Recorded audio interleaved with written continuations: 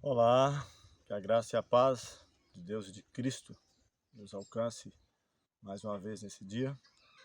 Vamos dar sequência à nossa série de estudos, História e Profecia, a voz que clama, trabalhando ainda no livro Atos dos Apóstolos, hoje capítulo 18, a sequência de nossos estudos e aprender um pouco mais do propósito do Senhor para o nosso viver, aprendendo lições da vida dos seus missionários, os apóstolos, e nesse caso aqui em específico o apóstolo Paulo, sua chegada a Corinto, logo após aquele episódio ali no Areópago, onde ele expõe a palavra, fala sobre o Deus desconhecido, apesar de ser bem conhecido. Alguns creem, mas na grande maioria não o aceita, e ele então segue o seu trabalho, concluindo assim a sua segunda viagem missionária.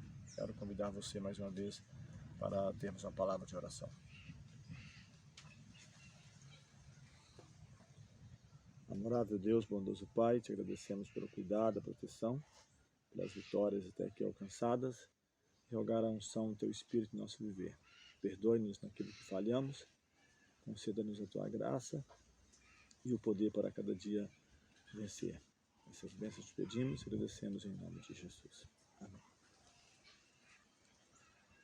Vamos lá então, abrindo aqui a Palavra de Deus, Atos capítulo 18, é a sequência, se bem que nós não estamos seguindo, quem sabe, todo o contexto no sentido de datas, eventos, mas procurando manter o mínimo possível na sequência dos capítulos e os acontecimentos.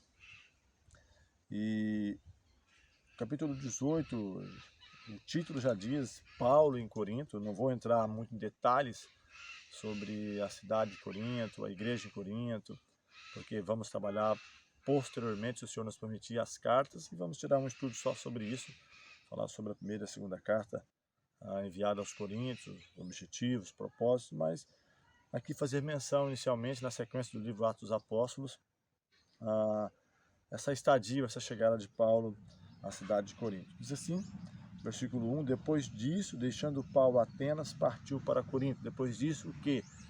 Aquele evento no qual nós mencionamos, né, Paulo teve que sair, imagine, sempre é assim, ele teve que sair de Bereia, foi bem aceito a mensagem, foi perseguido em Tessalônica, foi para Bereia, teve uma boa aceitação, até disse que era mais nobre do que os que estavam em Tessalônica, mas ali também alguns da comunidade de Israel foram perseguir, criar tumulto. Paulo teve que deixar, quem sabe, às pressas Bereia, levado até Atenas.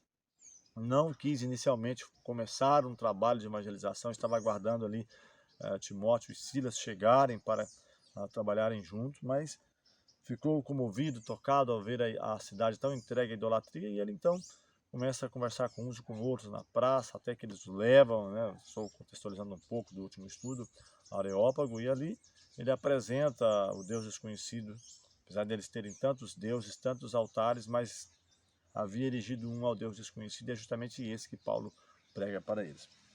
Então diz que depois disto, depois dessa situação, Paulo deixa Atenas e parte para Corinto. E aqui o versículo 2 diz que lá encontrou certo judeu chamado Áquila, natural do Ponto, recentemente chegado da Itália com Priscila, sua mulher, em vista de ter Cláudio decretado que todos os judeus se retirassem de Roma. E aqui diz o texto que Paulo se aproxima deles. Então Paulo encontra uma pessoa, diz que ele era judeu, e ele foi de certa forma obrigado a vir da Itália. Esse decreto manda que todos os judeus saíssem de Roma. Versículo 3 diz que explica que, posto que eles eram do mesmo ofício, passou a morar com eles e ali trabalhava, pois a profissão deles era fazer tendas. Apesar de Paulo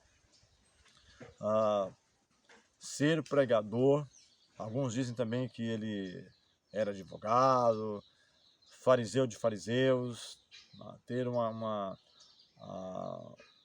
dupla cidadania, cidadão romano. Em alguns momentos ele usa disso, não para, quem sabe, obter privilégios, mas para obter justiça em alguns de seus julgamentos.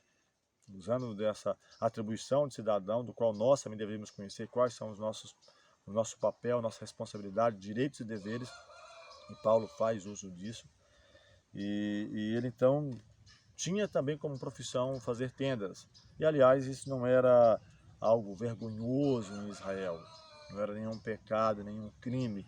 Aliás, era importante desde pequeno, mesmo que uma criança fosse, quem sabe, exercer uma função de sacerdote, de um profeta, de um líder, ele aprendia uma profissão, caso necessário, pudesse exercê-la para manter a si mesmo e, quem sabe, a sua família, os seus projetos, os seus sonhos. Isso não tem nenhum problema. Isso estava de acordo com a cultura da época. E diz que passou a morar juntos, trabalhar, porque tinha como ofício fazer tendas. Mas aqui é como se abrisse um parênteses no versículo 4, diz que todos os sábados corria na sinagoga, persuadindo tanto judeus como gregos. Aqui até cai por terra, né? Uma ideia que há muitos dizem que Paulo realmente escreveu, mas não da maneira como é colocada. Diz que Paulo diz: eu trabalhei noite e dia, né, para não ser pesado aos meus próximos, ou trabalhei todos os dias. Isso que estaria alguns querendo colocar nas palavras de Paulo, que Paulo trabalhava aí todos os dias da semana envolvido, quem sabe em fazer tendas, ou na sua profissão, ou na minha, ou qualquer outra profissão que exerçamos. Então aqui Paulo deixa bem claro que morava com eles, tinha como profissão fazer tendas, mas e todos os sábados discorria, estava na sinagoga, persuadindo tanto judeus quanto gregos. E a mensagem central, a nota tônica era: Cristo e esse crucificado, a ressurreição, a salvação, provando pelas Escrituras que aquele que os próprios judeus haviam entregado, haviam perseguido, a mesma cúpula por inveja, é o Messias, o Redentor, o Salvador da raça humana, o desejado de todas as nações. Então aqui já cai por terra essa tese, essa teoria que, infelizmente, tem mesmo pregadores, teólogos, né, modernos nos nossos dias, dizem que Paulo está, de certa forma, liberando trabalhar todos os dias para os nossos afazeres. Então Paulo tinha por ofício fazer tendas, e em muitos momentos ele diz: essas mãos me serviram não somente para comigo, mas para aqueles que eram seus auxiliares, quando necessidade. Ele não tinha, quem sabe, como hoje, uma estrutura formalizada, onde um professor, onde um líder, um pastor recebe cada final de mês o seu salário. Ele até menciona que digno é o trabalhador do seu salário. Quem é a pessoa que planta uma vinha, uma plantação qualquer, e não usufrui do seu fruto? Então isso está correto. Tá? Então digno é o trabalhador do seu salário, daquilo que você trabalha, você recebe. E não é nenhum problema em relação a isso. Paulo, em alguns momentos, recebeu ajuda, donativo, das pessoas da qual ele ministrava, que ele pregava a palavra, mas não tinha algo, como estou mencionando, formal. E em muitos momentos ele utilizou esse ofício para a sua sobrevivência. E ele disse que todos os sábados estava na sinagoga. Então, aos sábados ele tinha como costume estar pregando, falando tanto a judeus quanto a gregos, qualquer pessoa que estivesse disposta a ouvir a palavra de Deus. Paulo anuncia Jesus. A partir do versículo 5, diz que quando Silas e Timóteo desceram da Macedônia, Paulo se entregou totalmente à palavra, testemunhando aos judeus que o Cristo é Jesus. Então aqui percebe que nesse versículo diz que ele se entrega completamente à palavra. Quem sabe ele se empenha mais, se dedica mais a isso. Não está dividido o seu tempo entre quem sabe fazer tendas, eu estou colocando a meu parecer, mas se dedica à palavra, quem sabe todos os dias, estar visitando, evangelizando, pregando. Talvez, né, nesse primeiro contexto ele estava trabalhando durante a semana, fazendo tendas, e ali mesmo, não tem nenhum problema. Isso deve ser assim, porque muitas vezes nós achamos que ser cristão é ter um dia específico, uma hora específica para que você se vista adequadamente, pegue a sua Bíblia, vá para uma igreja e ali então você ora, você canta, você adora, como quem sabe aquele fariseu: Senhor, te dou graças, não sou como os demais, jejuo 2 vezes por semana, dou o dízimo tudo que tenho, faço isso, faço aquilo, mostrando obras. Então, quem sabe, mesmo quando Paulo estava na tenda, ali fazendo tendas, ele estava testemunhando de Cristo, falando do amor de Jesus. Não tem nenhum problema, então, na sua oficina, na sua escola, no seu trabalho, de qual profissão você exerce. Aliás, deve ser assim no lar, na escola, no trabalho, nos nossos divertimentos, em todos os momentos estarmos testemunhando de Cristo. Até porque o ser chamado cristãos, né, justamente dá-nos a ideia de que estava falando de Cristo em suas conversações, naquilo que gostava de demorar o pensamento, está falando de Cristo, está anunciando Cristo, pregando Cristo às pessoas. Isso é muito importante. E aqui diz que ele se entrega totalmente à palavra, testemunhando aos judeus que o Cristo é Jesus. O versículo 26 diz que novamente começa as oposições, diz que opondo-se eles e blasfemando, sacudiu Paulo as vestes e disse-lhes: sobre a vossa cabeça seja o vosso sangue, eu dele estou limpo e desde agora vou para os gentios. Mesmo estando pregando em outras cidades, não exatamente dentro da comunidade de Israel, já mencionamos que sempre ali, quando possível, eles começavam pela sinagoga, pela comunidade, pelas pessoas que estavam espalhadas ali, que eram compatriotas. Subentendia de que eles estivessem mais familiarizados, né, com a mensagem do Evangelho, com os conceitos, as profecias, as mensagens do Antigo Testamento que apontavam para o Redentor, e depois Paulo expandia para todos. Diz: visto que rejeitais, então vou me empenhar exclusivamente a pregar aos gentios. O versículo 7 diz que saindo dali, entrou na casa de um homem chamado Tício, justo, que era temente a Deus. A casa era contígua à sinagoga, ou ligada, né, à sinagoga. Mas Crispo, o principal da sinagoga, creu no Senhor com toda a sua casa.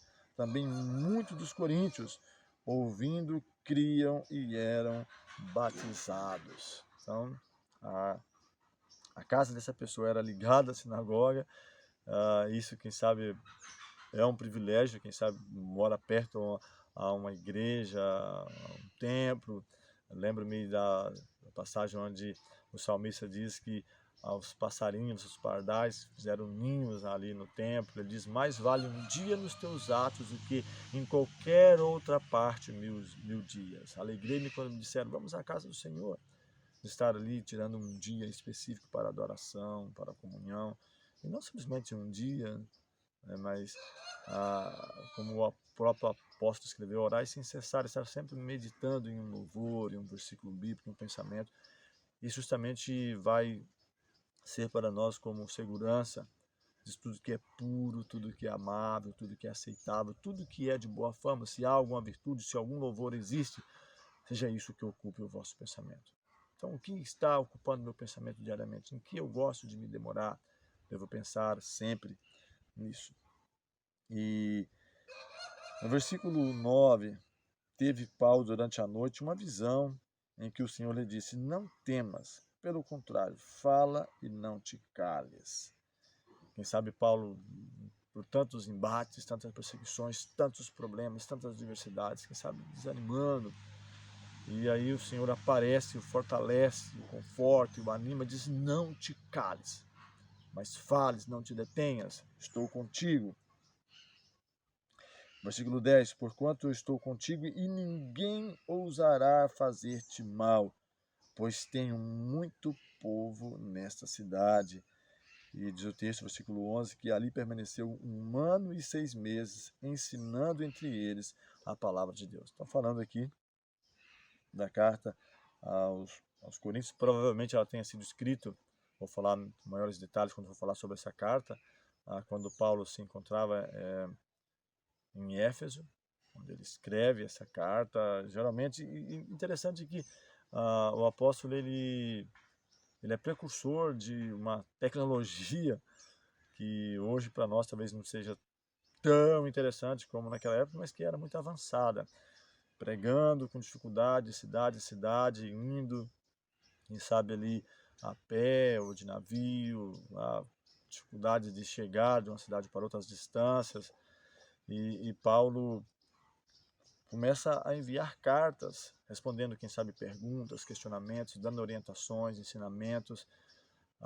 Essas cartas foi algo muito grandioso. Ele não estava presente, mas a carta chegava e levava uma mensagem ali.